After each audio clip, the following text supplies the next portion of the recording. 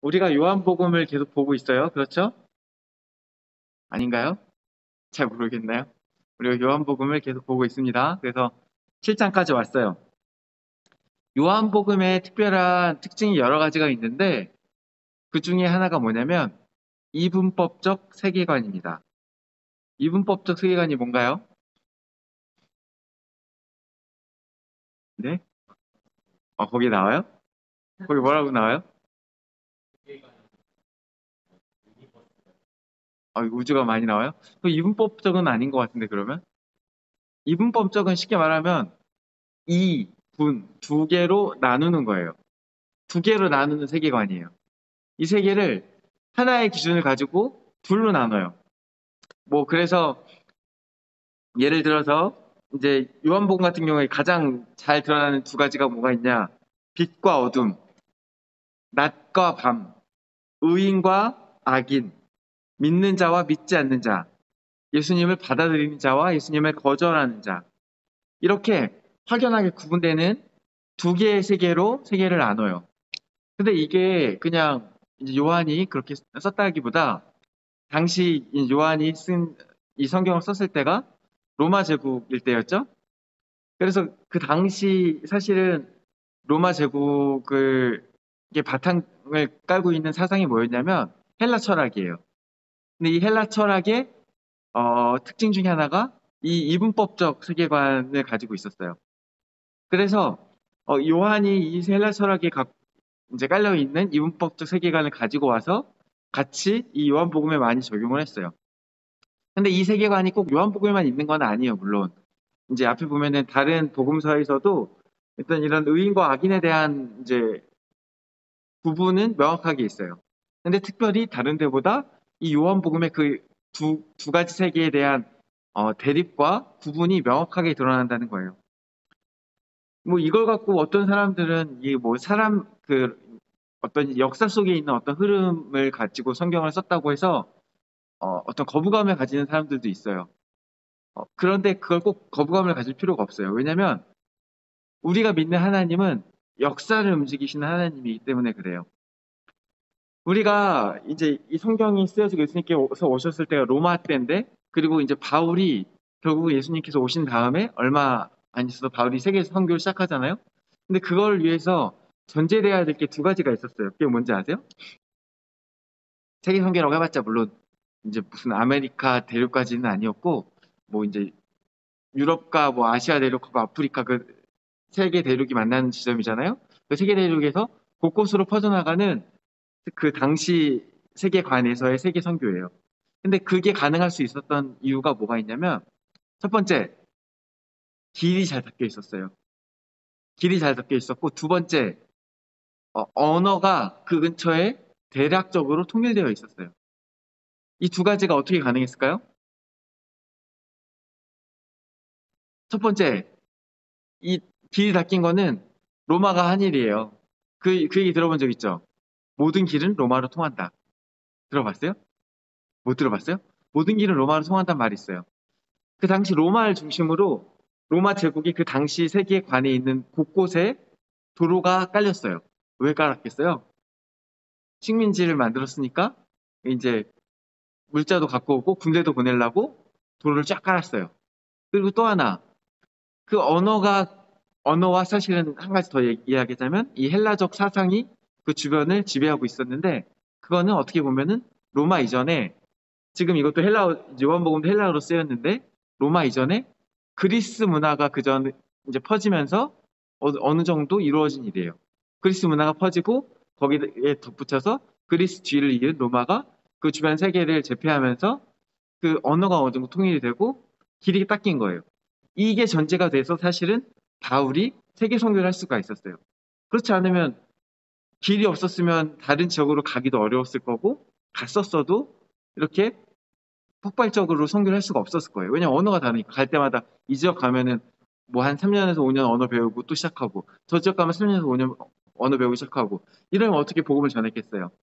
그러니까 이런 배경에는 이런 역사적인 흐름이 있었는데 저희가 믿기로는 하나님께서 그 흐름을 준비해 두신 이후에 그 배경을 준비해 두신 이후에 이런 일들을 행하셨다. 라고 믿는 거예요. 마찬가지예요. 헬라 철학이 이 시대에 이렇게 깔려 있었어요. 그렇다면 하나님께서 그것을 준비해 두신 거예요. 준비해 두시고 그게 준비된 시기에 하나님께서 성경을 쓰셨어요. 바울을 통해서 쓴 성경도 있고 요한과 이 사도들을 통해서 쓴 성경들도 있어요. 이 배경이 되는 어떤 철학들도 하나님의 주권 아래 있었다는 거예요. 그러면 무슨 말 하고 싶은 거예요? 요한복음에 드러나는 이 특징, 어쩌면 헬라 철학의 특징일 수도 있는 이 이분법적인 특징도 하나님께서 준비하셨고 하나님께서 이분법적인 특징을 통해서 말씀하시고 싶으셨던 게 있으셨다는 거예요. 그래서 결국은 그러면 이 복음서에 나오는 이 이분법적인 특징, 믿는 자와 그렇지 않은 자, 열매 맺는 자와 열매 맺지 못하는 자, 이런 것들을 하나님께서 말씀하시고 싶으셨던 거예요. 뭐 한 가지만 조금 첨언하자면 의의 열매를 맺는 자와 악의 열매를 맺는 자가 아니라 의의 열매를 맺는 자와 의의 열매를 맺지 않는 자를 구분하는 거예요. 여하튼 그래서 이런 특징이 드러나는데요. 이런 관점으로 오늘 본문을 조금 살펴볼게요. 두 가지가 이렇게 나온다고 했어요. 믿는 자와 그렇지 않은 자. 오늘 본문이 어떻게 시작하나요? 7장 1절을 볼게요. 그 후에 예수께서 갈릴리에서 다니시고 유대에서 다니려 아니하심은 유대인들이 죽이려 함이러라. 지금 배경을 그 앞에 있던 사건의 배경을 깔고 있어요. 앞에 있던 6장의 사건을 배경으로 7장이 시작되는 거예요. 6장에 왔네? 아이고 몸이 괜찮을지 모르겠지만 네. 하루 이틀 더 보셔야겠는데 어쨌든 아이고 고생하셨습니다. 오빠랑 같이 온다는 거 아니었어요? 오빠 근데 사라졌어요? 네 알겠습니다. 오늘 지금 이제 설교가 이제 막 시작된 지 얼마 안 됐어요. 오늘 본문이 7장인데 요한복음 7장인데 시작이 그 후에로 시작되고 있어요. 6장의 내용에 이어서 7장의 내용이 시작되는 거예요. 근데 6장의 내용이 뭐였어요? 기억하는 사람. 우리 최윤찬 씨 기억하지 않나요? 어, 오병이어였나요? 네?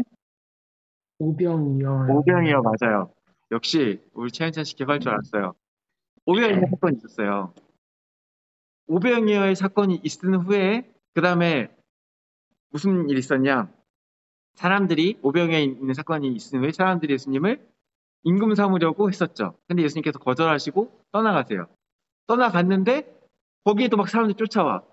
그러니까 예수님께서 이제 자기에 대한 이야기를 조금 더 하시는데 자기에 대한 얘기를 뭐라고 하시냐? 내가 누구라고 하시냐 예수님께서 하늘에서 온 생명의 떡이라고 자기를 소개하세요. 그리고 나를 먹으면 생명을 얻게 된다 이렇게 얘기를 하세요. 그랬더니 사람들이 막 떠나가요. 뭐 이유는 여러 가지 있겠는데 지금 지난 시간에 설교를 통해서 뭐라고 이야기했냐? 결국 그 말씀을 믿는 자와 믿지 아니한 자로 나눴다는 거예요. 결국 믿는 자는 남았고 믿지 아니한 자는 떠나갔어요. 그런 일들이 있었어요. 사실 예수님께서 이 세상에 오셔서 많은 표적을 행하셨죠. 그리고 병자들을 고치기도 하셨고 요한복음에 나오는 것만 해도 뭐 가나의 혼인 잔치에서 이제 물이 바뀌어 포도주가 바뀌는 사건이 있었고 또 예수님께서 뭐 38년 된 병자를 고치기도 하셨어요. 이런 사건들이 있었고 이런 사건들이 있으면서 점점 사람들이 예수님을 어떻게 인식하고 있었어요? 이런 신기한 일들이 있을 때 사람들이 예수님을 어떻게 인식했을까요? 왠지 어떻게 인식했을까요? 유대 사람들은 신기한 일이 있으면 다 이거야. 신기한 일을 행해? 하나님의 일을 행해? 그러면 당신 이거구나. 이거예요, 이거. 기억 안 나요? 제가 여러 번 이야기한 이야기인데, 하나님의 말씀을 대신 전하는 사람, 누군가요? 선지자. 이 특별한 일들은 선지자들에게 따르는 일들이었어요. 그래서 하나님께서 하시는 어떤 일을 행한다. 그러면, 너 선지자구나. 이렇게 얘기를 하는 거예요. 예수님을 그러면 예수님께서 특이한 일들을 했어. 막 사람들이 병든 자를 고치고, 그리고 귀신 들린 자를 자유케 했어. 그런 사람들이 어떻게 봤겠어요, 예수님을? 아, 당신 선지자군요. 최소한 이렇게 봤단 말이야. 이렇게 보고 맞는 사람을 쫓아왔어. 근데 이번에 이 오병이어 사건 조금 그 전의 사건보다 조금 스케일이 달라. 귀신 들린 자 쫓아내는 거는 항상 보통 1대1이에요. 예수님 한 사람이 한 사람 귀신 들린 사람을 쫓아내는 거예요. 병든 자 고치는 것도 보통 1대1이에요. 많아봤자 주변에 막 사람이 둘러싸서 막 만졌더니 병이 나은 일도 있었는데, 그래봤자 예수님 둘러싼 사람이 10명 정도밖에 안 될 거 아니에요. 한꺼번에 만질 수 있는 사람은. 한 번에 병 고침을 낫는 사람은 기껏해야 대여섯 명에서 10명이에요. 근데 오병이어 사건은 뭐였어요? 한 번에 5천 명이 넘는 사람이 한두 명이 아니라 10명이 아니라 5천 명이 넘는 사람이 그 기적을 체험한 거예요. 스케일이 달라요. 그리고 구약을 가만히 보면은 이런 사건이 거의 없어요. 어떤 떡을 이렇게 줘서 이렇게 수천 명의 사람을 먹인 일이 거의 없어요. 보면 뭐 엘리야 때 뭐 과부한테 가서 엘리야가 과부를 먹이는 일이 일어나긴 해요. 끊임없이 먹게 하는 이 가뭄 때 끊임없이 먹게 하는 일이 일어나게 하는데 그건 결국 한 집을 구원한 일이에요. 근데 이렇게 5천 명이 되는 사람을 한꺼번에 먹인 일은 비슷한 사건을 꼽자면 딱 하나 있어요. 뭐 있냐? 출애굽했을 때 하늘에서 만나가 내린 사건이 있어요. 모세가 이 백성들 데리고 출애굽을 했을 때 하늘에서 만나가 내렸어요. 그 당시에 이제 출애굽을 하고서 이제 광야에서 이스라엘이 몇 년 있었죠?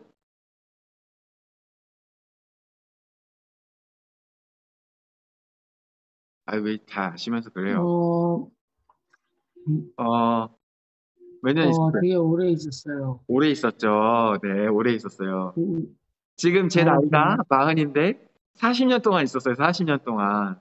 제 평생을 광야에 있었다고 생각해봐요. 광야에는 풀도 자라지 않고 나무도 없어요. 다시 말해서 농사를 지을 수도 없고 나무에서 뭘 따먹을 수도 없어요. 심지어 이 사람들은 몇 년 동안 한 군데 뭐 있다가 움직이긴 했지만 계속 움직였어요. 그럼 이 사람들이 장사하는 것도 아니고 농사를 지은 것도 아니야. 그럼 뭘 나올 때 뭘 폐물 갖고 나오긴 했는데 그걸 뭐 팔아먹을 수도 없어. 뭐 먹고 살아 40년 동안. 40년 동안 어떻게 살았어요? 만나 먹고 아, 만나 살았어요. 먹고 살았어요. 이 사건은 그래서 어떻게 보면 유일한 사건이고 굉장히 특이한 사건이에요. 사람들은 그 사건을 뭐라고 생각했냐? 모세가 하늘로부터 떡을 내렸다 생각했어요. 근데 사실은 그 사건은 요한복음 6장에 따르면 예수님의 말씀에 따르면 모세가 준 떡이 아니라 하나님이 주신 떡이에요. 만나는 하나님께서 주신 떡이라고 예수님께서 정정해요. 사람들은 모세가 하늘로부터 떡을 내렸다 이렇게 생각하고 있었어요. 여하튼 그 정도 사건이 아니면 이렇게 5천 명을 먹인 사건은 없었어요. 구약에 없었어요. 아무리 신기한 일들이 많아도 이렇게 한꺼번에 몇천 명의 사람들을 먹이는 사건은 없었어요. 그러면 사람들이 예수님을 어떻게 인식하기 시작하는 거 이제? 선지자는 선지자인데 최소한 무슨 급? 최소한 모세급이다. 다른 선지자는 이렇게 이런 걸 보인 선지자가 없었는데 저 모세는 하늘에서 떡을 내렸지. 예수님이 최소 모세급이냐 아닌지 모르겠는데 어쨌든 다른 선지자보다는 급이 높아. 근데 이 모세가 이 유대인들에게 특별한 선지자였어요. 왜 그런지 아세요? 모세가 왜 특별했는지 아세요?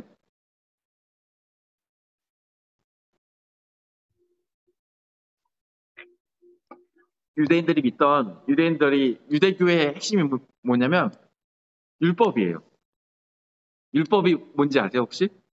이 사람들이 말하는 율법이 뭔지 아세요? 창세기, 출애굽기, 레위기, 민수기, 신명기 이 다섯 개를 묶어서 모세오경이라고 하는데 그걸 토라라 그래요. 토라. 이 토라가 유대교의 핵심인 율법이에요. 근데 이거 지금 모세오경이라고 그랬잖아요. 누가 썼어? 모세가 썼어요. 모세가 썼어. 실제로 이제 뭐 학자들의 의견에 따르면 100% 모세가 썼을 거라고 생각하지 않는 경우가 많긴 많은데 어쨌든 기본적으로 모세가 썼어요. 그리고 이 모세오경의 핵심 10계명 10계명 누가 받았어? 분위기가 있잖아. 누가 받았어? 모세가 받았어. 모세가 시내산에 올라가서 직접 돌판 들고 가서 하나님한테 받아왔어. 두 돌판에. 그게 십계명이야. 그러면 이 유대교가 시작된 건 언제부터예요? 유대인들에게 모세 이후예요. 유대인들에게 있어서 자신들의 조상은 누구냐면 아브라함이에요. 아브라함과 야곱이 자신들의 조상인데 사실 유대교에 있어서 시조는 누구냐? 모세예요, 모세. 모세가 자신들의 가장 큰 스승이에요. 특별한 존재. 단순한 선지자가 아니라 가장 큰 스승. 우리가 따라야 하는 스승. 그래서 사실 이제 나중에 모세 얘기 나오면 이제 7장에 나오는데 예수님이 7장에 뭐라 그러냐면 뒤에서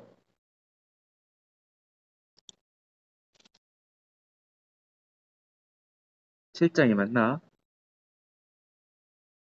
하여튼 모세를 건드리면 이 사람들이 목숨 걸고 죽일라 그래요. 어딘지 어? 10절? 모세 얘기가 나와요. 근데 이거 말고 또 있는데 22절? 네, 그거 말고 또 더 뒤에 또 있는데 어딘지 기억이 안 난다. 여하튼 모세가 중요한 사람이에요. 근데 지금 뭐라 그랬어요? 사람들이 최소 저기 맞네. 이 사람들이 최소 예수님을 모세급이라고 생각을 한 거예요. 최소 이 사람이 모세 정도 된다. 그래서 이 오병이어 사건이 어떤 중요한 전환점이 돼요. 사람들이 이 예수님에 대해 생각하는 게 더 확장되는 거예요. 원 오브 댐인 줄 알았는데 많은 선지자 중에 하나인 줄 알았는데 좀 특별한 사람이구나. 좀 특별한 선지자라는 것을 알게 되는 거예요. 동시에 예수님께서 또 이 자신을 드러내시면서 또 어떤 일이 있었냐. 아까 얘기했죠? 예수님이 사람들이 예수님을 떠나간 사건이 있었다 그랬어요. 예수님께서 자신을 뭐라고 소개했어요? 아까 얘기했는데 예수님께서 자신을 하늘에서 내려온 생명의 떡이라고 소개를 해요. 예수님께서 그 전에는 자신을 덜 드러내셨어요. 예수님께서 보시면 처음부터 대놓고 내가 하나님의 아들이다, 내가 메시아다라고 하고 다니신 거 아니에요. 처음에는 이제 처음에 사람들이 와서 메시아다 그러니까 직접 얘기 안 하고 네가 직접 와서 봐. 내가 그 사람이야 이렇게 얘기 안 하고 네가 직접 보고 판단해 이렇게 돌려 말하거나 약간 의문되게 말하거나 특히 이제 마가복음이나 누가복음이나 다른 복음서를 보면은 예수님께서 병을 고치고 귀신을 쫓아내고 하시는 얘기가 뭐냐? 너 비밀이야. 이거 가서 이야기하지 마. 이렇게 이야기하고 다니세요. 처음에는 자신을 드러내지 않으시다가 점점 더 자신을 드러내세요. 그래서 오늘 본문에도 7장에 보면 요한복음 7장에 보면은 여기 이제 형제들이 이렇게 얘기하거든요. 이제 형제들 입장에서 사실 형이겠죠? 형 이 총구석에서 그렇게 자신을 드러내지 말고 지금 초막절이네. 예루살렘에 모든 유대인들이 모이는 초막절이네. 가서 얘기해. 가서 지난번에 형이 스스로 생명의 떡이라고 그랬지. 하늘에서 내려온 생명의 떡이라고 그랬지. 저기 예루살렘에 가서 모든 유대인들이 모인 데에서 스스로 드러내. 여기 총구석에서 그래봤자 무슨 소용이 있어. 그렇게 이야기를 해요. 그때 예수님 뭐라고 대답하세요? 내 때는 아직 차지 아니하였다. 하나님의 때가 이르지 아니하여서 내가 나 자신을 메시아로 드러낼 때가 아직 온 예루살렘에서 나를 메시아로 드러낼 때가 아직 이르지 아니하였다 이렇게 대답하세요. 결국 예수님께서 이때 나중에 결국 올라가긴 올라가세요. 올라가지만 그리고 자기를 이제 가르치긴 하지만 아직 완전히 자기를 드러내지 않으세요. 때가 되지 않은 거예요. 뭘 얘기하고 싶은 거냐면 예수님께서 처음에 자신을 숨기다가 점점 자기를 드러내는 거예요. 그러다가 이 오병이어 사건이 큰 사건, 예수님의 능력이 남들과 다르다는 것을 다른 선지자들 중에서도 특별하다는 것을 드러내는 이 오병이어 사건 이후에 자기를 좀 더 드러내셨는데 그게 뭐였냐? 하늘에서 내려온 생명의 떡이라는 걸 드러낸 거예요. 그랬더니 많은 사람들이 떠나갔다는 거예요. 아까 처음에 제가 어떤 관점으로 오늘 본문을 본다 그랬죠? 이분법적 세계관. 믿는 자와 믿지 않는 자로 나뉘는 세계관. 예수님께서 자신을 더 드러내니까요. 어떤 사람들은 떠나가요. 심지어 제자들 중에 어떤 사람도 떠나가요. 근데 어떤 사람들은 더 믿어요. 예수님께서 자신을 드러내면 드러낼수록 이 차이는 명확해져요. 처음엔 다 같이 다녔어요. 다 같이 무리들이 됐어요. 처음엔 다 같이 예수님을 칭송했어요. 그런데 마지막에 예수님께 십자가에 매달릴 때 어떤 사람들은 예수님을 손가락질했어요. 어떤 사람들은 물론 도망가긴 했지만 그래도 예수님을 따랐어요. 가서 예수님의 시체를 요구했어요. 돌려주세요, 우리 예수님 시체. 이런 사람도 있었고 어떤 사람은 예수님을 저주하고 손가락질했어요. 처음에는 같이 있었어요. 예수님의 모습이 다 드러나기 전에는 아직 애매한, 빛이 완전 드러나기 전에는 아직 애매한 서로의 형태를 알아볼 수 없을 때는 드러나지 않았어요. 다 비슷해 보여요. 내가 예수님을 진짜 믿는지 아닌지 그냥 같이 어울렸어요. 그런데 점점 예수님이 드러나고 빛이 드러나고 예수님이 어떤 분인지 드러나니까 둘로 확연하게 갈렸어요. 예수님을 저주하고 파는 자, 그리고 죽음을 무릅쓰고 예수님을 믿는 자. 심지어 오늘 본문에 형제들이 그렇게 얘기한 것을 가지고 성경은 뭐라고 기록하고 있어요? 그 형제들까지도 예수를 믿지 아니함이로라. 어릴 적부터 예수님을 본 그 형제들도 그 동생들도 예수님을 믿지 않았어요. 모든 형제가 믿지 않는 것은 아니에요. 나중에 우리가 뒤에 본 성경 중에 야고보서 있죠. 야고보서 예수님 동생 야고보예요. 예수님 동생 야고보가 쓴 성경인데 모든 사람이 예수님을 거절한 거 아니에요, 형제들도. 근데 이 형제들도 사실 어릴 적에는 형이랑 뭐 있었겠어요? 형이랑 사이 좋았겠지. 형, 믿음직한 형. 성경에 보면 예수님께서 어릴 적에 사랑스러웠어요. 사람들에게 사랑을 받았어요. 당연히 그랬겠죠. 인격적으로 예수님께서 문제가 없었을 테니까. 당연히 사랑받았을 거고, 존경받았어요. 동생들이 얼마나 따랐겠어요. 근데 점점 커갈수록 형이 이상해져. 병든 사람 고치더니 귀신 들리자 막 쫓아내. 그러더니 자기 보고 생명의 떡이래. 뭐야? 하늘에서 왔대. 나 어릴 적부터 봤는데 우리 집에 있었는데 이제 믿는 사람과 믿지 않는 사람들이 갈려요. 심지어 형제들까지도. 우리가 여기 이렇게 함께 있어요. 이제 우리 이야기를 할 거예요. 우리가 여기 함께 있어요. 지금 우리가 이 정도 모여서 예수님 얘기 듣는 거 어렵지 않아요. 점점 더 살면서 예수님을 경험해요. 점점 더 살면서 예수님을 알게 돼요. 세상을 경험해요. 그러면 시간이 가면 갈수록 사실 우리 안에서도 갈릴 거예요. 더 예수님을 믿는 사람이 있을 거고 적극적으로 예수님을 거절하는 사람이 있을 거예요. 지금 우리가 같이 있으니까 같은 믿음을 갖고 있는 것 같지만 사실 시간이 지나면 10년 지났을 때 혹은 30년이 지났을 때 우리의 믿음은 각자 다를 거예요. 그걸 결정하는 게 뭘까요?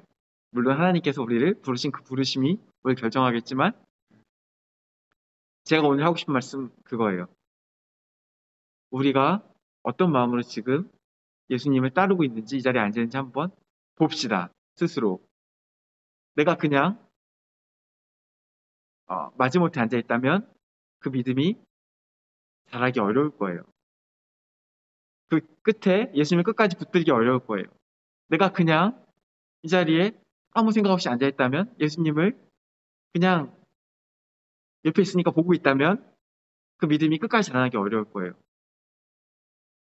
믿고자 노력해야 돼요. 마음을 열고자 노력해야 돼요.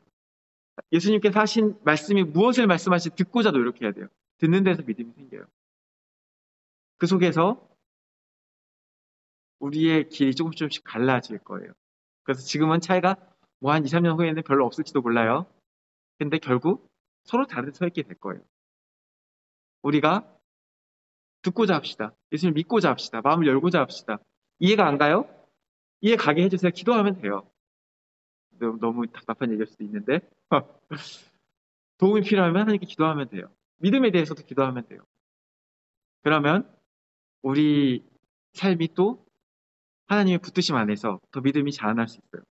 바라기는 예수님이 우리 삶에 드러났을 때 우리 모든 사람이 하나님을 붙들고 있는, 예수님을 붙들고 있는 우리 청소년부 되기를 소망합니다. 자, 기도하겠습니다.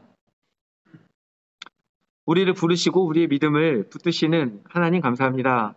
우리의 믿음이 주님 안에서 자라나길 원합니다. 주님, 우리도 마음을 열어 주님을 더 바라보고 믿기를 소망합니다. 우리 한 사람 한 사람을 성령으로 지켜주시옵소서. 감사드리며 예수 그리스도로 기도드립니다. 아멘.